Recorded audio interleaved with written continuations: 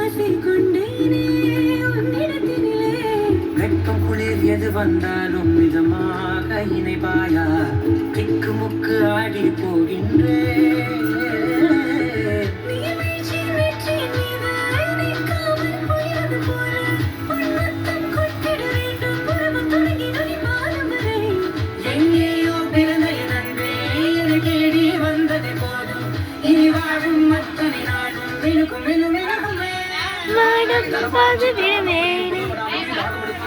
Parasuram Sujatha